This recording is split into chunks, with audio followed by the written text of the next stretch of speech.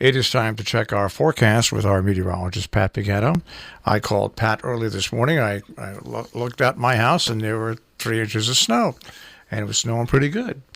I called Pat, and what did you say to me, Pat? I said, well, I don't have any indication of that at all. I said, I'm the indicator. Yeah. I mean, I was looking at the Catskills, and not much happening there. The Berkshires had some flurries. Hartford was reporting some very, very light snow or flurries, but whatever there was extremely, extremely light. So, I mean, at this point right now, your wet snow and or rain will just be intermittent. And I don't think there's going to be too much more in the way of any additional accumulation because, first of all, the temperatures are going to be headed up to 40, maybe even 42 today. So it should not be, anything of a consequence. I think you told me, Marshall, that some schools were just in a delay mode, right? Oh, well, it's funny, and you mentioned this to me. Any school that is from, I'll say, Sharon, if you draw a straight line from Sharon and go east and west, any school that's on that line or north of that line in our districts has a delay. Nothing below that. Right. So whatever the rain must come in very right under Sharon or something like that. It does, and it's the rain snow line kind of wobbly, but again nothing heavy, which is really, really good. This is a warm front, and tonight we will also have some rain around because the temps should stay above freezing in the upper 30s. Tomorrow, periods of rain with highs of 40. Then on Wednesday, a little bit of a break, 40 to 45 with sunny clouds. Your Thursday, we start off with a wintry mix, and it may tend to go to rain. We still have to watch that system. And highs 40 to 45, so we are thinking that it will go to rain. Following that system, Marshall, another punch of Arctic air. And I mean a punch, because on Friday, we'll have ineffective sunshine with an icy wind, and the highs on Friday will stay in the teens, which means by Saturday morning, many places will not only be in the single numbers, but below zero. The good thing about this next cold onslaught, it's only going to last a couple of days. So by Sunday, it's going to begin to mild up, and so is the case for Monday, which is next Monday's President's Day. It's a holiday. What about Valentine's Day? Valentine's Day is going to be very cold, so it's a good excuse. It's a good excuse to get next to your Cupid and keep yourself nice and warm and cuddle up. Now, getting back to this weekend, I want to tell you, we had rain on Friday morning, and it was rain and cold, and we, of course, at 7:00 that night was going to be the target jumping. And then all of a sudden around noontime, the rain changed to snow. And the snow, we got about a quarter of an inch to a half inch of snow. But the temperatures dropped. The winds never came here. They missed us. And they had perfect skiing conditions for the jumps on Friday night, on Saturday, and even Sunday. Record crowds on Saturday, big crowds on Sunday. So it worked. Mother Nature worked its magic, along with the volunteers from the Salisbury Water Sports Association. That's got to be magic because everybody that I looked at had strong winds. Pat, it was unbelievable. The winds made no impact at all. Isn't that amazing? That is amazing. Toro on the Cape had 80-mile-per-hour winds. Long Island had 70-mile-per-hour winds. I mean, it seems like the strongest winds were over the eastern third. Well, there were sections of Connecticut. There were lots of sections of Connecticut that had trees down and power outages. Yeah. Nothing here at all. Well, that's good. That's good. It worked out, and I'm very happy to hear that.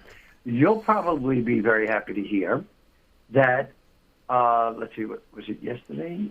No, it was Saturday. I had a little time, and I sat down. I was feeling very, very tired Saturday. Actually, I have to be honest with you. I've been feeling very tired for the last several weeks, and I don't know why. Well, join the club. But go on. Same thing, right? Yeah, and even getting more sleep at night, I am just tired. But anyhow, thumbing through the TV, and I see Godzilla, the new one. I said, you know what? Marshall raved so much about this. Let me put this stupid thing on. So I put it on. And I'll tell you, it is what it is. I thought the effects, I thought the monsters were great. Mothra and Rodan and Godzilla, I thought all that was great. The storyline stinks. To me, much too much noise and fighting with the monsters, attacking one another. I mean, halfway through it, I was already sick and tired of it. I was, let's kill this three-headed thing already and be done with this movie, So I would have to say that of all of the monster movies I watched, I'm talking monsters, not fantasies like, Halloween or anything like that. This was not one of the better ones. And I hope they come up with something better than that. Because you said they're coming out. Are they coming out with King Kong versus Godzilla? King Kong versus Godzilla, and then it'll be King Kong and Godzilla after that one versus other monsters. Okay, well, let's hope they do a better job. But I did manage to stay up just a little bit last night to watch the awards. Mm-hmm. I don't understand this, Marshall. Our listeners may agree or not agree with me. Maybe I'm getting old. I don't know what the story is, but they bring on this rapper who I've never heard of in my life, and he has a full band, and he's rapping all over the place, and they're showing all the stars in the audience, and most of the stars in the audience were mouthing the words to this song, which I never heard of in my life. It came from some movie, because all the songs they did were nominated songs. Okay? When he was through, he got a standing ovation. While later, big red piano appears, and there he is, Elton John, with his nominated song. They clap, he gets no standing ovation. What's wrong with that picture? What is wrong with that picture? Here you give a standing ovation to some young rapper, but here is an icon in his 70s who's playing piano and singing, and yet you don't stand to salute this man. I just don't understand it. After that, it was enough for me. I went to sleep. What do you think? I didn't watch it at all. I just know But don't you agree with me? Don't you agree that, how do you give a standing ovation to one and not to another? Especially somebody like Elton John, whether you like him or not. Millennials. I guess you're right. But anyhow, Parasite took the major win as expected. But I am so glad that Renee got the award for Best Actress in Judy. She deserved it. I'm glad. What's his name from also won an Oscar? The movie that I liked by Tarantino. Say Goodbye to Hollywood? Yeah, what's his name won an Oscar in that, didn't he? Brad Pitt. Yeah, he was great in that. He was absolutely terrific. Brad Pitt. Yeah, I like Brad Pitt. I always liked Brad Pitt. I thought he was a good actor.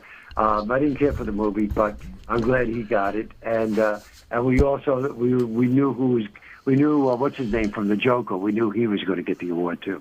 Now, this is the first time two different people have won.